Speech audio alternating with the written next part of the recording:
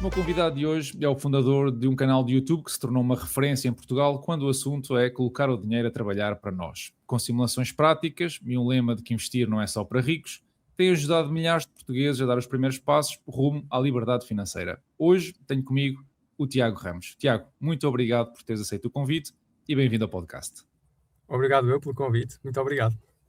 Olha, Tiago, o teu canal começou muito focado em tecnologia e depois evoluiu para incluir as finanças pessoais e os investimentos. Como é que aconteceu esta transição? O que é que te levou, o que é que te puxou para este lado mais monetário, digamos assim? Sim, boa. Então, só para dar um contexto para quem não conhece, eu comecei o canal em 2013, na altura tecnologia, estava a estudar no técnico em engenharia e gostava do tema e, portanto, fui fazendo assim alguns vídeos. Em 2017 passei a full time aqui no YouTube e em 2020, quando casei, tive que começar a pensar um bocadinho mais a fundo nas finanças da família, porque entretanto já vivia com a minha mulher. E então, de forma orgânica, fiz um vídeo a partilhar como é que era as minhas finanças pessoais, como é que nós geríamos, assim, na parte dos investimentos. As pessoas gostaram, fiz mais um vídeo, gostaram, passei um vídeo por mês, gostaram, passei a 2 vídeos por mês e, portanto, foi assim muito orgânico, foi crescendo de forma natural. Boa, boa. Mas Tu, mantenham a tecnologia, portanto, não é uma coisa que eu escolha, agora eu só vou falar disto. Não, é orgânico, certo, as pessoas vão pedindo e eu vou falando. tu continuas a manter as duas vertentes. Tu também, quando falamos de finanças, e no teu canal, tu falas também, por exemplo, que investir não é só para ricos. E que é possível começar com pouco dinheiro. Tu, no início da tua jornada de investidor, também foi uma barreira que tu tiveste que superar? Acreditavas que a bolsa era só para quem tinha muito dinheiro, para os milionários? Boa pergunta. Olha, a minha barreira não foi financeira, foi psicológica, porque tinha ouvido tantas histórias, por exemplo, do caso de pessoas que tinham perdido dinheiro com o BCP ou com ações da Galp, então sempre tive assim muito escaldado, não da minha própria pessoa, mas de pessoas próximas que tinham perdido dinheiro e, portanto, sempre achei que a bolsa fosse casino ou pior até do que isso, que ias sempre perder dinheiro. E, portanto, nunca me meti nisso e sempre foi depósitos a prazo, certificados de aforro, durante mais de 10 anos. E o que aconteceu foi que depois, em conversa com um amigo, que tem um negócio de plantas aromáticas, ele disse-me, vou investir na Apple. E eu fiquei a olhar para ele, como é que tu vais investir na Apple? Se eu é que percebo da Apple, eu é que sou de tecnologia. E então comecei a olhar assim mais a fundo para as ações, perceber qual é que era a lógica, porque é que a ação subia. Eu já agora vou partilhar aqui um pequeno trauma que eu tive em 2000 e, não sei, 16, 17, agora não quero aqui estar a inventar o número, mas que li uma notícia, porque tecnologia estava sempre a ler, e lembro-me de terem vendido um número recorde de iPads, eu penso que foi 17,3 milhões de iPads num trimestre, e os analistas estavam à espera, imagina, de 17,4 milhões, portanto, em vez de 17,4 foi 17,3, portanto, foi na mesma número recorde, mas não foi tanto quanto os analistas esperavam. E o que a notícia dizia é que as ações caíram. E eu, na altura, não investia, nem estava para aí virado, e eu achei, que palhaçada, quer dizer, estes tipos vendem imenso e as ações estão a cair, mas que lógica é que isto tem? Nenhuma. Pronto, foi o que eu achei na altura. E esse momento que já estava aqui dos casos de ações portuguesas que tinham perdido dinheiro e que pessoas tinham também perdido lá as suas poupanças, já tinha esse trauma. Depois confirmei do meu lado da tecnologia, porque, claro, não percebo nada de empresas portuguesas, mas confirmei do meu lado da tecnologia e então, pronto, sempre foi um grande não. E, portanto, só tenho a agradecer àquele meu amigo que depois me fez o clique e eu aí comecei a investigar mais a fundo. Portanto, só para dar aqui um contexto que o meu receio era mais esse, de que aquilo não tinha lógica nenhuma, era como apostar na vermelha ou na preta no casino e podia calhar o Certo, zero e perdiam todos. certo, certo. E acabaste por ter essa partilha de um colega que em Portugal muitas vezes ainda é uma conversa tabu, não é? De falar abertamente sobre dinheiro, sobre património, sobre investimentos. Como é que tu lidas com as críticas de quem continua a achar que a bolsa é um casino ou que é um investimento super arriscado e que pretende ter assim um perfil muito, muito conservador e ficar-se pelos depósitos a prazo, por exemplo? Sim, olha, dizer que é arriscado está certo. Portanto, tem risco, não é garantido que uma pessoa investindo na bolsa que vai ganhar dinheiro. Portanto, a pessoa faz bem em ter esse cuidado. Acho que é importante isso, não ter aquela ideia de que vou para a bolsa para ganhar dinheiro. Ok, calma, porque como é que vais fazer isso, não é? E que quantidade é que vais investir, que percentagem, e vais investir em quê, não é? SP500 é aquele que se fala muito, mas se calhar não é o mais indicado para toda a gente. Por isso, acho que essa é a grande questão, é em que é que a pessoa vai investir e como. Portanto, se vai dormir tranquilo à noite. Diria que esse, assim, o grande ponto. Ok. Tu tens algumas herdeiras, ainda em idade muito jovem. Nós estávamos a falar aqui em off. Tu já lhes começaste a ensinar conceitos de investimento. Como é que vai ser esse teu desafio? Como é que tu vês isso? Olha, disseste bem, é um desafio, educar é mesmo muito difícil, é um tema que eu gosto muito de estudar, mas passando agora para a parte financeira, já comecei a dar assim algumas ideias, por exemplo, houve uma vez que a minha filha me viu, está a ver um gráfico de velas, perguntou, pai, o que é isso? E eu disse, olha, o pai está aqui a comprar umas ações. E o que é que, o que é que são ações? Portanto, tentei explicar assim de uma forma simples, o que é ter uma participação de uma empresa, ser dono. Obviamente que não captou, mas ficou lá qualquer coisa. Portanto, a segunda vez que eu for explicar, já não vai ser novidade. Portanto, tudo assim de forma orgânica. Às vezes pedem, pai, podemos comprar isto? Ou, sei lá, andar naqueles carroceiros. Eles já sabem que andar nos carroceiros dos centros comerciais, só se houver outra criança que entrar e põe a moedinha e elas aproveitam a sorte. Mas da minha parte, nunca vou meter. E elas, mas, oh pai, não tens dinheiro? Houve uma vez foi engraçado, foi das primeiras, em que não tinha mesmo, e disse, olha, não tenho moedas. E então estava uma senhora a passar e ela disse, oh pai, vai pedir àquela senhora umas moedas. Mas, portanto, às vezes tenho moedas e digo, tenho moedas, mas olha, não é para isto. Há coisas que são mais importantes, por exemplo, pagar a escola, e vocês gostam muito da escola, e portanto, olha, o pai vai poupar esse dinheiro para gastar na escola, coisas assim mais importantes. Por isso, vou explicando isto, sei que não entendem, não faz o clique, mas vai entrando. Eu até, aqui em casa, como elas são muitas, põem-se os bonecos todos no chão, e brincam às professoras e aos alunos. E às vezes algum boneco porta-se mal, coitado, está só sentado. Mas eles dizem, estás-te a portar mal. Os vossos pais pagam muito dinheiro para vocês estarem aqui, portanto vocês têm que se portar bem. Portanto, isto é o que elas ouvem e é engraçado, a mensagem vai entrando, elas ainda não percebem bem o que é dinheiro. Houve uma das vezes que eu disse que não tinha dinheiro e não era a mais velha, era a segunda. Disse, pai, então vai buscar dinheiro a algum sítio, vai comprar dinheiro. Portanto, ainda não percebem como é que as coisas funcionam.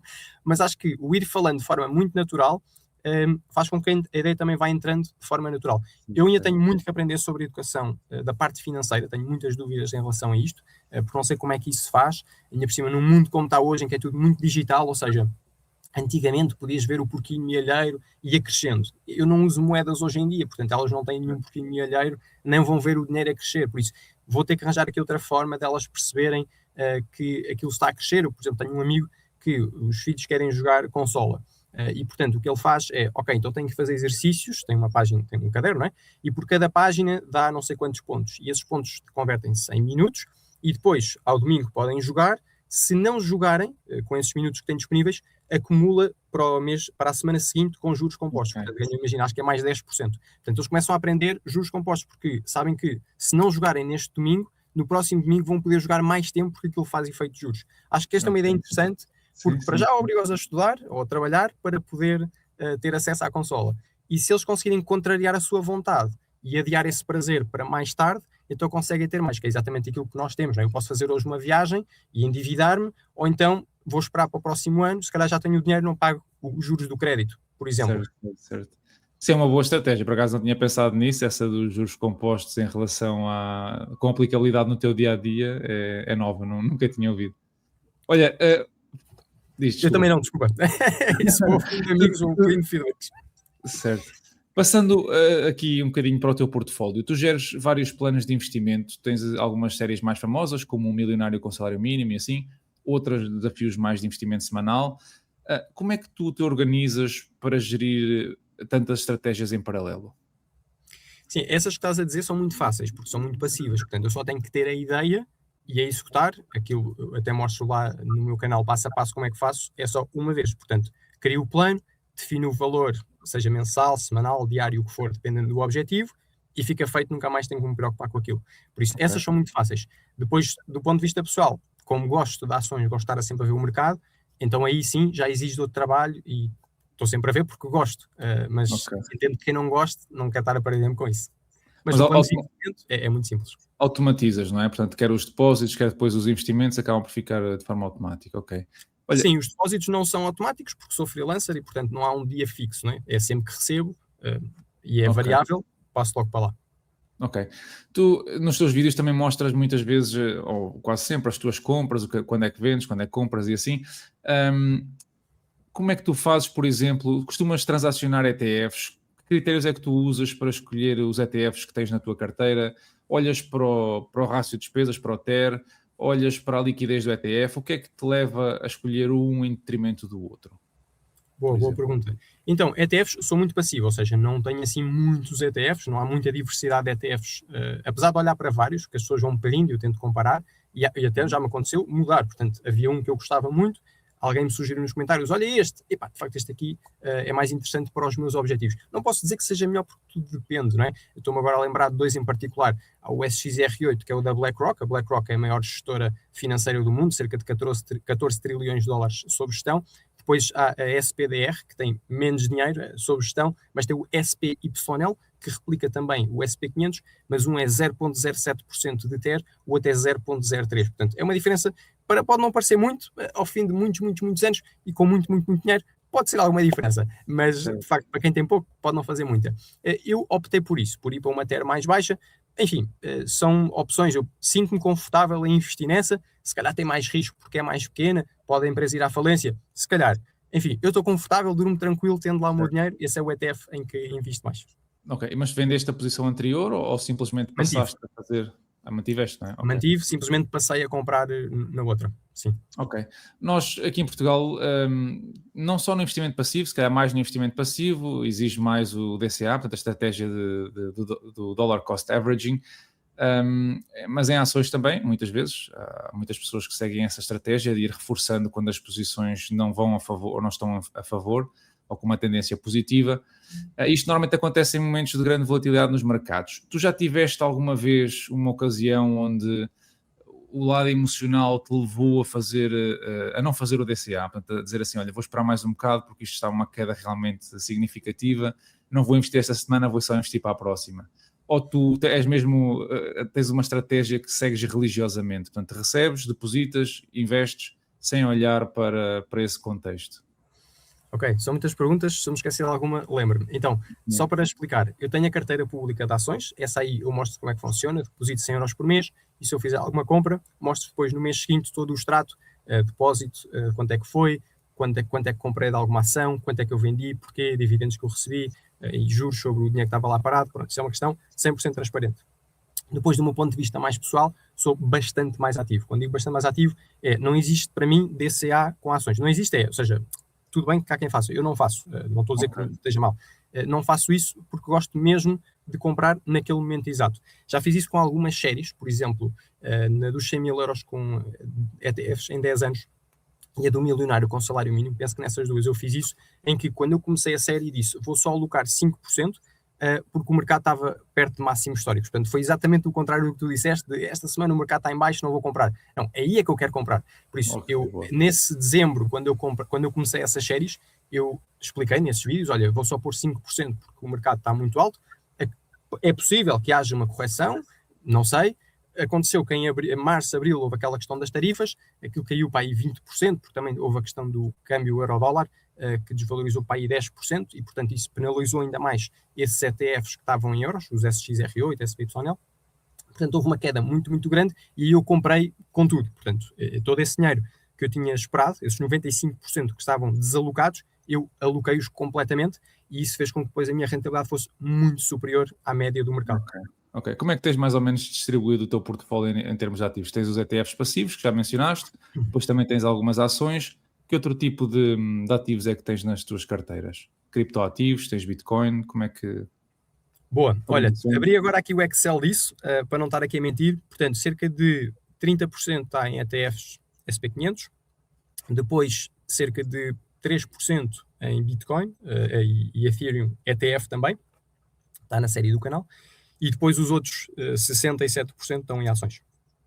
Ok. Tu consideras... também tenho um bocado de peer-to-peer, para aí 5%. Ok. Tu consideras aumentar essa exposição ao mercado criptoativo ou achas que 3% até 5% é um lado razoável para o teu perfil de investidor? Pois, essa é a parte a sublinhar. Para o meu perfil eu vou aumentar bastante até. Portanto, o que eu fiz, olha, para quem está a ver isto já está a ter um spoiler. Portanto, no dia 1 de julho, aquilo que eu fiz em todas as séries em que eu estava a investir no SP500, eu parei o investimento no SP500, não vendi, simplesmente parei e passei a comprar ETF de Bitcoin em todas as séries. Por isso, neste momento, a única que eu estou a comprar SP500 é uma que é de investir todos os dias o valor mínimo do lado do plano de investimento que a XTB permite, e aí sim estou a investir todos os dias em SXR8 para mostrar depois como é que foi a evolução ao fim do ano. Ainda tenho que gravar esse vídeo. Portanto, nessa não mexi ainda, mas as outras está só a comprar Bitcoin, portanto, porque quero aumentar bastante a minha exposição a Bitcoin neste momento. Ok, tens em mente assim um alvo, 10%, mais? Pode ser mais do que 10, sim. estou confortável a aumentar para mais do que 10, mas será muito gradual, porque não é? Só comecei agora a fazer isto e já tenho a DSP 500 há vários anos, não é? Das séries todas que fui construir, portanto, vai demorar. Portanto, no fundo, é continuar as séries, é como se elas tivessem a começar todas agora, mas em Bitcoin. Portanto, as outras têm todas 2 anos de avanço. Faz sentido. Sim, sim. Olha, tu há bocadinho falaste que gostavas de, quando investes em ações, entrar em pontos muito específicos. Tu recorres à análise técnica para fazer essa avaliação? Que métricas ou que indicadores é que tu usas para fazer essa tua análise de entrada, por exemplo? Sim, bastantes. Portanto, depende da empresa. Portanto, o que eu faço... Depois no Patreon tenho os vários grupos privados e aí sim mostro as classes. Portanto, tenho várias classes e, portanto, para cada empresa tem uma estratégia específica. Portanto, uma Microsoft vou ter uma estratégia de entrada diferente de, por exemplo, uma Bill. Pronto, quem conhece a Bill, deixa-me cá pensar noutra. Coisas assim menos conhecidas. Quem não conhece, procura. Sim, exatamente, pronto, pode ser.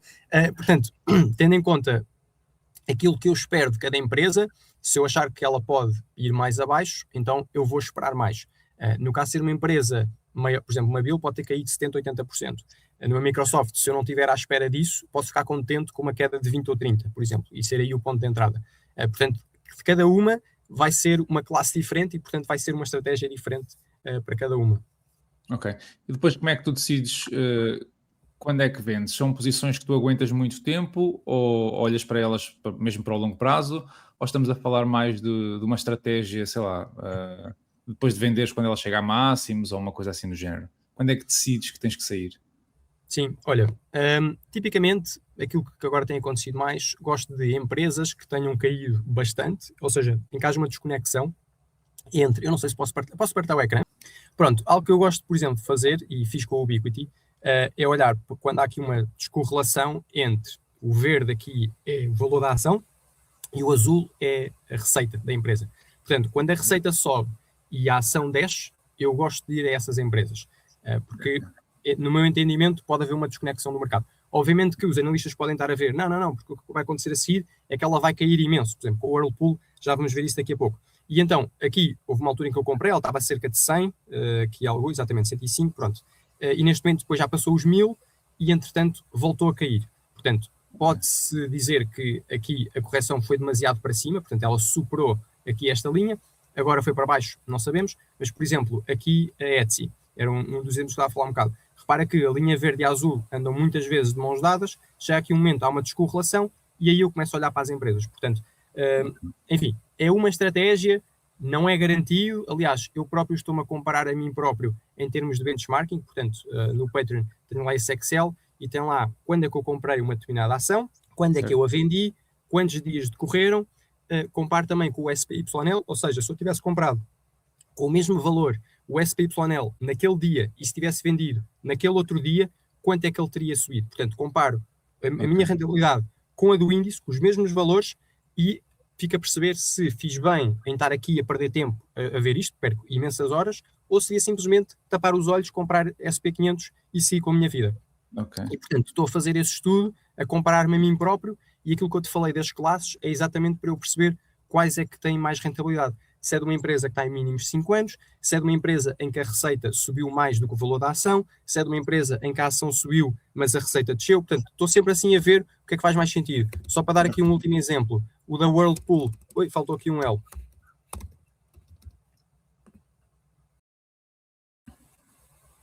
Desculpa lá, está aqui a abrir. Pronto, mas este gráfico também não interessa. Portanto, há aqui uma desconexão, não é? Em que realmente ele está bastante abaixo, mas os analistas também já estavam aqui a prever que isto iria cair. Portanto, esta aqui, vamos ver o que é que vai acontecer no futuro. Atenção, não são recomendações de ações, são simplesmente ideias que eu gosto de ir vendo. Tenho várias empresas debaixo do olho e, portanto, longo prazo ou não, depende mesmo da ação para ação. Não há assim uma coisa fechada. Desculpa, andei aqui muito bom. É isso. Olha, tu, na componente de ETFs que tu tens no teu portfólio, nós sabemos que o mercado americano tem carregado o mundo às costas nos últimos anos, facilmente, não é? Nós conseguimos ver isso pela diferença de performance entre o índice e os restantes índices mundiais. Mas não te assusta, por exemplo, a concentração que quem investe ou que os investidores europeus têm num índice como o S&P 500, onde as maiores 10 empresas ocupam quase 40% do índice? A mim não, mas cada um tem que ver como é que dorme descansado à noite. Portanto, Dizer que quem investe no SP500 não está diversificado, temos que tentar explicar isto bem, porque para já está a investir em 500 empresas, portanto logo aí está bastante diversificado em termos de número. Podia-se dizer, mas estão todas no mesmo setor. Também não é verdade, estão em várias indústrias e de setores diferentes. E depois também temos que ver de onde é que vêm as receitas. Sim, é verdade que a maioria das receitas vem dos Estados Unidos, mas mesmo assim há muita exposição mundial e, portanto, está diversificado também desse ponto de vista. Obviamente que podiam ir para um IWDA para ter mais exposição mundial. Agora, se calhar uma pessoa pode preferir ou sentir-se mais confortável em investir em empresas de um país que está a crescer mais, não é? Isso podes, para quem investe em imobiliário, vai querer comprar uma casa numa aldeia perdida onde não vai lá ninguém, ou vai querer comprar num sítio que está muito saturado, mas que de facto tem muito turismo. Não sei, eu não invisto em imobiliário, portanto deixo essa pergunta para cada um fazer depois o paralelismo. Boa. Tu olhas, por exemplo, para o risco cambial. Tu há bocadinho mencionaste que o 2022 foi um ano onde o euro perdeu bastante valor frente ao dólar, que é onde está a maior parte dos investimentos de quem investe em ETFs, por exemplo. Tu é algo que tu monitorizas com alguma frequência ou é algo que tu não ligas porque no longo prazo, na prática, vai dar ao mesmo? Então, monitorizo, porque gosto do tema e, portanto, vejo como é que está o câmbio euro-dólar, gosto de ver como é que está o petróleo, por exemplo. Portanto, há várias coisas que eu gosto de ir vendo como é que estão. Se eu me protejo, não protejo, nesta fase ainda não o faço. Se acho que é por ser indiferente, não sei se é assim tão indiferente, portanto, já ouvi várias teorias. Há quem ache que o euro vai subir ainda mais em relação ao dólar, portanto, há várias ideias, eu não sei qual é que é a melhor tese, portanto, vou manter na minha estratégia enquanto não souber como proteger a carteira, fazer o hedge em relação ao câmbio. Portanto, como eu não sei, não vou inventar, vou manter no meu caminho, se calhar estou a perder alguma rentabilidade, pode haver essa crítica, mas pronto, enquanto por aqui estiver a ser positivo, estou contente. Ok, boa. Tu falaste em ETFs, falaste em ações também, falaste em cripto, algum peer-to-peer. Onde é que tu vês espaço, por exemplo, para renda fixa? Estamos a falar de obrigações ou depósitos a prazo, que na prática são assim um bocadinho mais último recurso, mas tens espaço no teu portfólio ou vês daqui a pouco tempo alguma rotação para este tipo de investimentos? Ou é algo que por agora não te atrai muito? Olha, já pensei bastante nisso. Neste momento, para o meu horizonte temporal, para o meu estilo de vida, não estou a pensar muito em dividendos. Portanto, estou a tentar investir em empresas que eu acredito que vão ter mais rentabilidade do que os dividendos que eu posso obter de uma empresa. Se bem que já sei que em Portugal, em termos de tributação, é muito vantajoso investir em empresas portuguesas, não só porque a yield média que elas pagam é superior a uma McDonald's, por exemplo, uma Coca-Cola. Portanto, se formos ver uma Corticeira Amorim, uma NOS, portanto, para ter aqui nomes mais claros para isto ficar mais evidente, comparar uma NOS, uma Corticeira Amorim, com, por exemplo, uma Coca-Cola, um McDonald's, aí vai ser uma yield superior. E uma vez que em Portugal só se paga imposto sobre metade dos dividendos, no fundo faz com que a yield duplique. Portanto, ela não só é superior, como ainda aumenta mais. Mas Tiago, as empresas portuguesas tendem a subir menos do que as americanas. Talvez. Portanto, aí também depende da estratégia de cada um, que empresas é que vai comprar e a que preços. Portanto, eu ligo bastante ao preço. Acho que as coisas podem ter valor, mas eu quero saber a que preço é que estou a comprar. Portanto, gosto muito do iPhone, mas não vou comprar o iPhone ao preço de lançamento, não é? Vou esperar que haja uma promoção para comprar mais barato. Este é o meu entendimento, por acaso não uso iPhone, uso Huawei, mas este é o meu entendimento, e agora depende de cada um quando é que vai comprar, que estratégia é que tem. Tenho peer-to-peer, porque a rentabilidade é muitíssimo superior, tenta competir com aquilo que eu estou a fazer em ações, e portanto, pronto, estou ali a experimentar, mas é uma coisa que comecei há pouco tempo. Ok, está bem. Nós aqui em Portugal temos um ordenado médio muito baixo em comparação com o resto da Europa, e estamos à luta com uma crise de habitação muito severa já de alguns anos para cá. Para um jovem português que entra agora e que descobre agora os investimentos pela primeira vez e quer começar a investir, e se esse jovem gasta a maior parte do dinheiro numa renda, por exemplo, ou num empréstimo da casa, por onde é que se começa a poupar para conseguir criar aqui um pé de meia suficiente para investir? Olha, essa é uma pergunta muito difícil, porque eu não sou exemplo para ninguém no sentido em que eu fui muito austero até casar. Portanto, mesmo agora a minha mulher sofre um bocado. Porque o que acontece é, eu vivia sozinho, cheguei a ver-nos com o meu irmão, depois fui para uma residência, e o que eu queria era poupar o máximo. Porquê? Porque queria um dia ter a liberdade de poder dedicar tempo à família e não ter que trabalhar tantas horas. Portanto, esse foi o meu objetivo desde o princípio. Eu abdiquei de ir a festas, de ir a fins de semana, de ir a viajar. Quer dizer, não viajo a ponto. Os sítios mais longe onde fui foi sempre em trabalho. E estou tranquilo com isso. Há quem me diga, a vida assim não tem piada. Eu respeito a decisão, mas, portanto, eu tenho poupado imenso dinheiro graças a isso. O sítio onde faço férias, ainda hoje, portanto, ainda não temos a vida de sonho que a minha mulher gostaria, se calhar, ou as crianças, por exemplo, ir à Disney. Queremos imenso ir à Disney. Já lhes disse, daqui a 10 anos, se calhar. Portanto, antes disso, não vai acontecer. Até fiz uma série que era Férias de Sonho com o salário mínimo. Pronto, pode ser que daqui a uns anos vá. Ah, mas não podias ir agora. Se calhar até podia, mas esse dinheiro pode-me fazer falta depois para outra coisa. Portanto, eu não sou exemplo nesse sentido em que sou muito, muito austero, poupo imenso, aliás, não gasto em quase nada, e portanto não sou exemplo desse ponto de vista porque fui muito criticado pelos amigos na altura, diziam que eu não vivia a vida. Por isso, aquilo que eu diria é poupar imenso, gastar apenas no essencial, mas mesmo essencial. A vida será menos confortável. Se calhar, agora no início pode ser menos confortável, mas depois ficará muito mais confortável durante muito mais anos. É aquilo que eu te falei há um bocado dos juros compostos para a criança que quer jogar um videojogo. Espera agora um bocado, não tem esse prazer, mas depois vai ter mais prazer no futuro. Ah, mas eu não sei se vou estar vivo daqui a uns anos. Pronto, lá está. É a decisão de cada um, ouço imensos argumentos, não discuto com ninguém. A minha visão é esta, é poupar imenso, vai ser desconfortável, com certeza que vai. Mas depois aquilo que vai ter o benefício no futuro, acho que é incomparável e para mim compensa. Certo. Eu acho também que esta geração mais jovem também existe uma maior consciencialização da necessidade de investir para manter o poder de compra, e eu acho que hoje em dia saem mais preparados, por exemplo, de uma escola secundária ou de uma universidade, do que nós saíamos na nossa altura. Não é que estamos aqui a falar de duas pessoas de barba e cabelo branco, mas há aqui uma ligeira diferença, pelo menos no que toca ao acesso à informação, eu diria. Aqui uma pergunta só para lançar aqui um desafio. Se tu fosses Ministro da Educação por um dia, que medidas práticas é que tu implementavas para ensinar este tipo de coisas? O que é a inflação, o que é o juro composto? Achas que é fundamental ter essa aprendizagem nas escolas? Sim, acho que é fundamental e eu vou dar essas aulas, vou propor aqui essa parte extracurricular na escola das minhas filhas, porque acho que é super importante terem estes conceitos, perceberem o que é. Não estar a aborrecê-las, coisas muito práticas, muito pequenas, muito simples, para a ideia ir entrando, para ser orgânico, porque senão tem que ser agora desde novo, porque senão os miúdos depois gastam em coisas e, quer dizer, não têm noção da importância de poupar e, quer dizer, eu disse-te há um bocado que perdi 10 anos em certificados de aforro e depósitos a prazo. Tive imensa pena disso, quer dizer, se eu tivesse investido, nem que seja no SP500, esquece as ações, nesses 10 anos, eu hoje não estaria com a vida que tenho hoje. Portanto, isso dá-me por um lado pena, por outro lado, é o que é. Certo.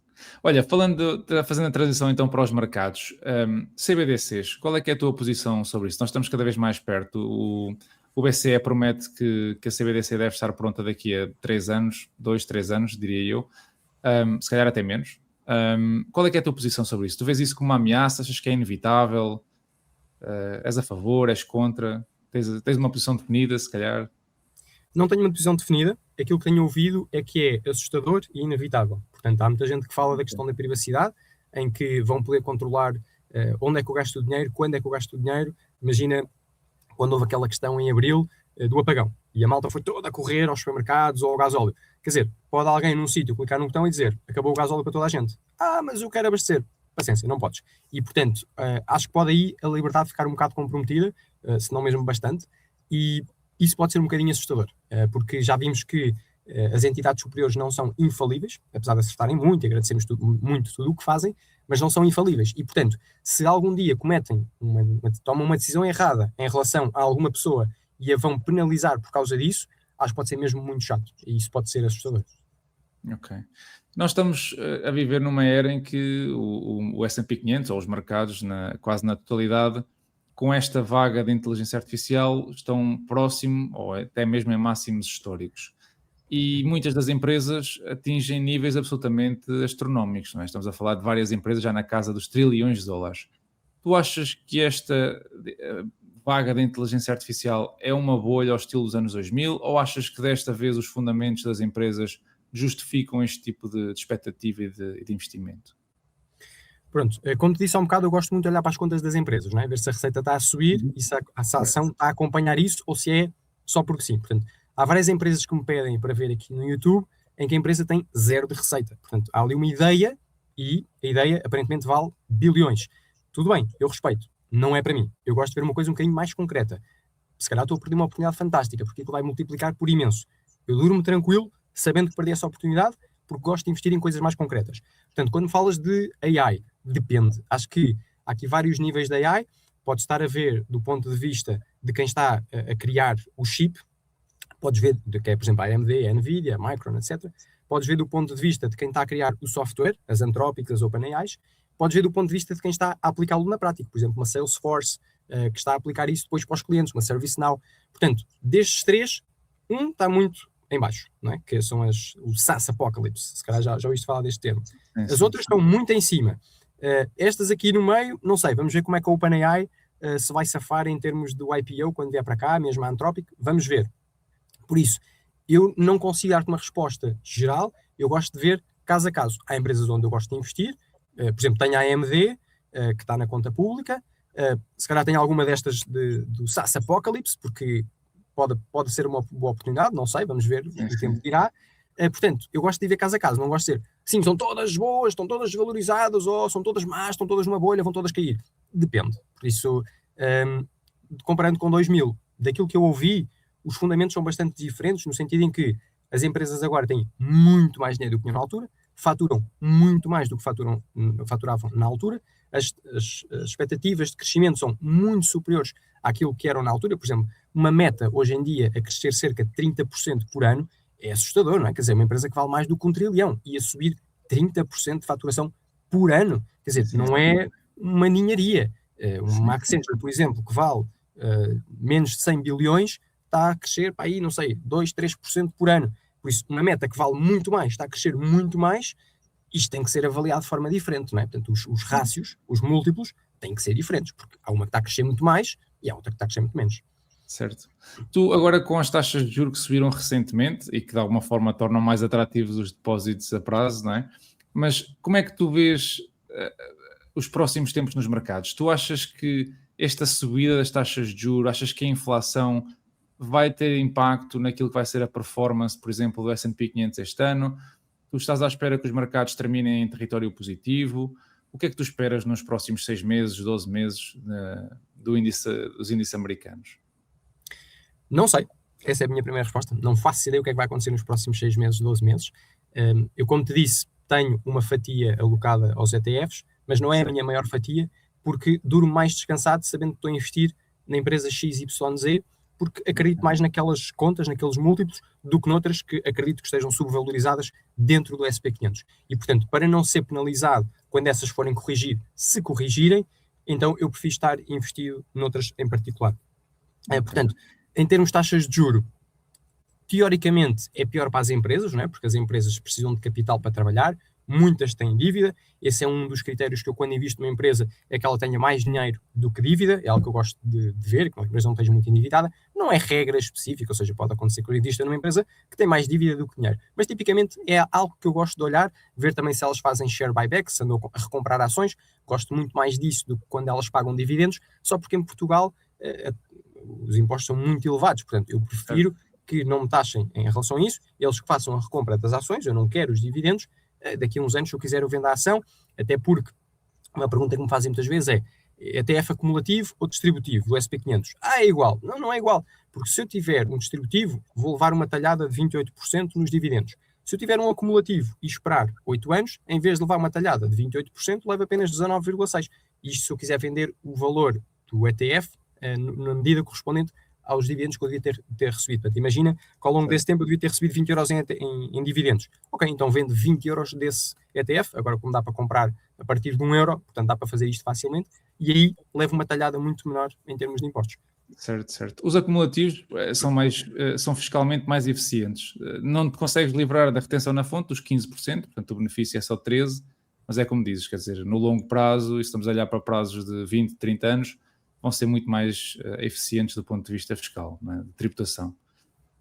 Uma pergunta que eu tinha aqui também é, no seguimento daquilo que eu estava a falar, do acesso à informação.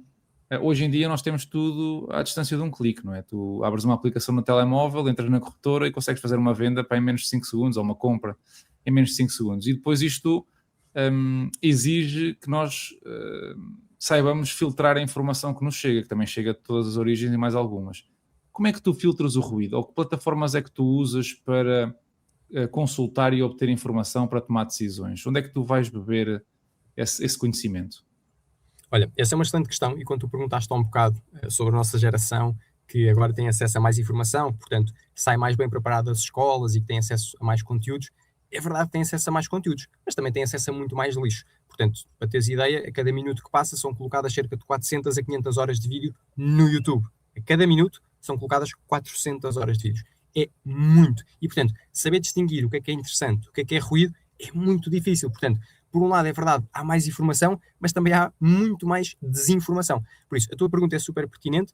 Eu estou aqui outra vez num caso um bocado complicado, porque há uma coisa, como é que se chama?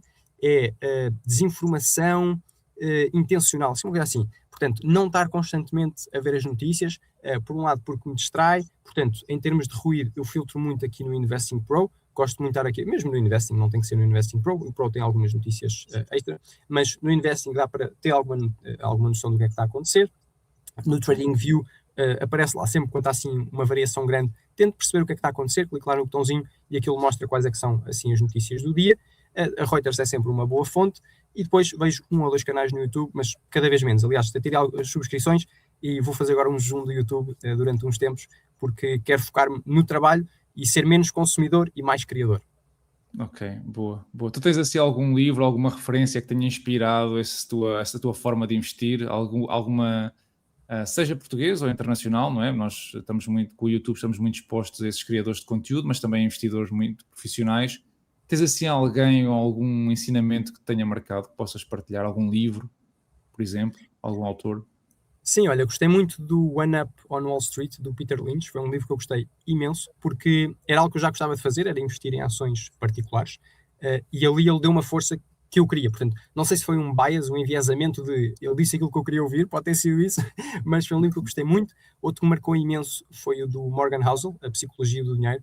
Marcou mesmo muito pela forma como penso sobre o dinheiro, a forma como eu olho, a perceber que todos vimos de circunstâncias diferentes, de estilos de vida, e isso afeta muito a nossa relação com o dinheiro. Isso é espetacular. Ele explica lá porque é que, por exemplo, isto agora não querendo aqui ser muito polémico, mas existem umas contas de que uma pessoa se arrendar é mais eficiente financeiramente do que estar a comprar uma casa. E ele, sim senhora, diz isso, mas ele gastou todo o seu dinheiro a comprar a casa, ou agora já deve ter mais, não é?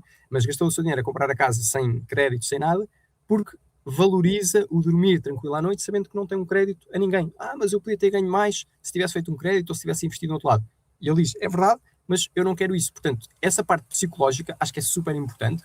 Eu tendo estas herdeiras, é algo que também me preocupa, saber que se eu desaparecer, quero garantir que elas têm o futuro delas assegurado. Portanto, é por isso que eu ainda hoje poupo imenso. Se eu tenho suficiente, se o meu salário chega para pagar todas as minhas contas, graças a Deus, serve. Mas eu não estou a olhar para isso. Eu estou a ver se as contas delas ficam todas pagas até ao fim da vida. Esse é o meu objetivo agora e, portanto, é isso que eu vou fazer, que é para quando eu desaparecer, garantir que elas têm o seu futuro assegurado. Boa. Olha, eu tenho aqui uma pergunta de desafio para ti, é aqui uma coisa mais filosófica. Tu falaste há bocadinho no apagão e vai um bocado nesse sentido, que é, imagina que amanhã nós acordávamos todos num mundo onde não havia internet, a internet colapsava permanentemente. Não há corretoras, não há portfólios, não há ETFs, não há nada. Que profissão ou negócio físico é que tu gostarias de criar do zero para prosperar? O que é que outra paixão é que tu tens além do YouTube que te levasse assim a... Boa, olha, portanto, eu já pensei várias vezes, tenho um plano B, tenho um Excel com um plano B desenhado, no caso do YouTube desaparecer, ou se eu ficar sem canal, o que seja.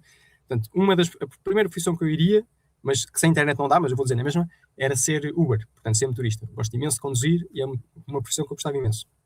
Mas isso existe, obriga a ter internet. Se calhar táxi, porque aí não é preciso internet, dá basta telefone, não sei se nesse mundo existiria ou não.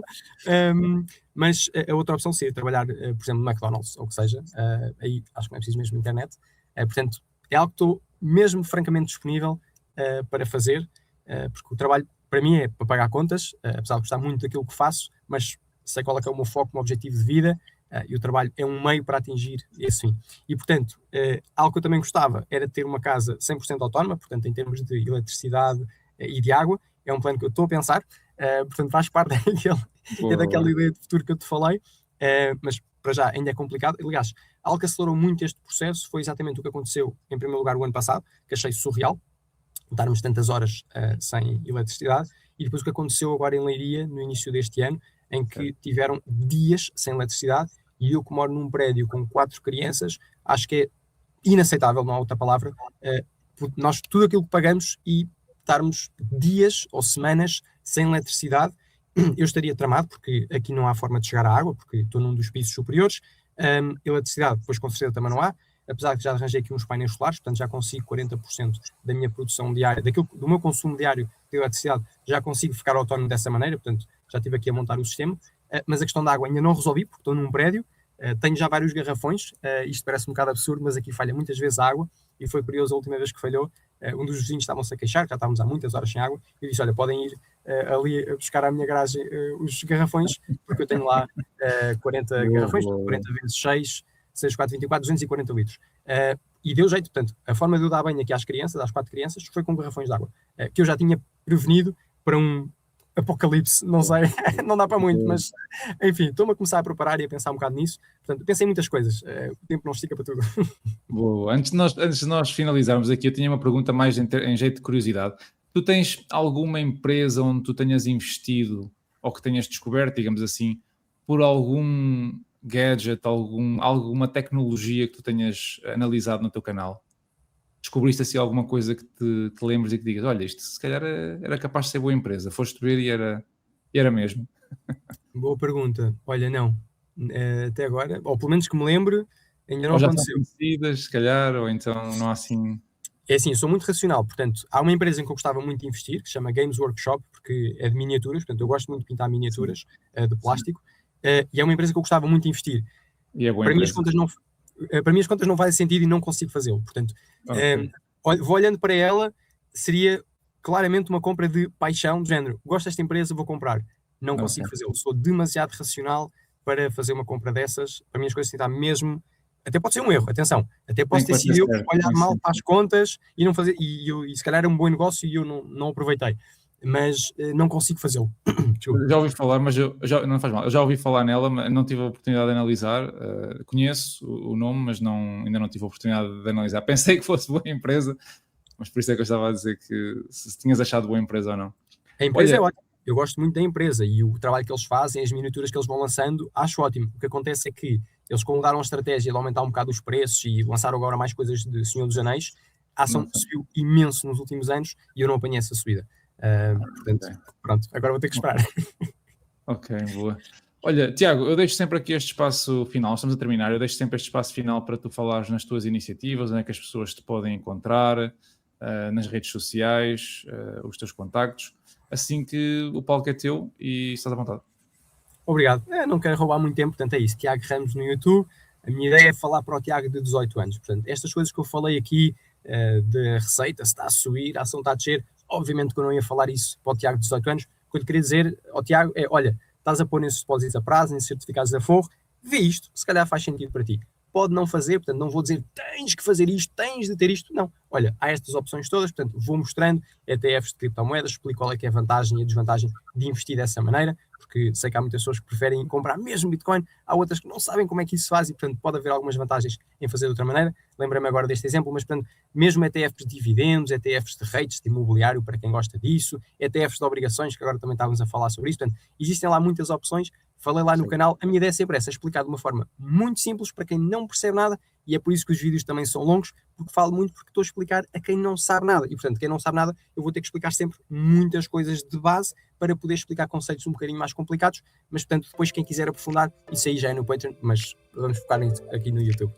É isso. Tiago, mais uma vez, um enorme obrigado pela tua generosidade em partilhar a tua jornada e os teus conhecimentos connosco. A ti que estiveste desse lado a ouvir-nos, a assistir, muito obrigado. Já sabes, se este conteúdo trouxe valor, subscreve o canal, deixa o teu like, partilha este episódio com aquele amigo ou familiar que precisa de abrir horizontes. Eu vou deixar os links para as redes sociais do Tiago também na descrição deste vídeo. E a todos eu desejo bons investimentos, juízo com o vosso dinheiro e até à próxima. Um abraço. Obrigado, boa noite.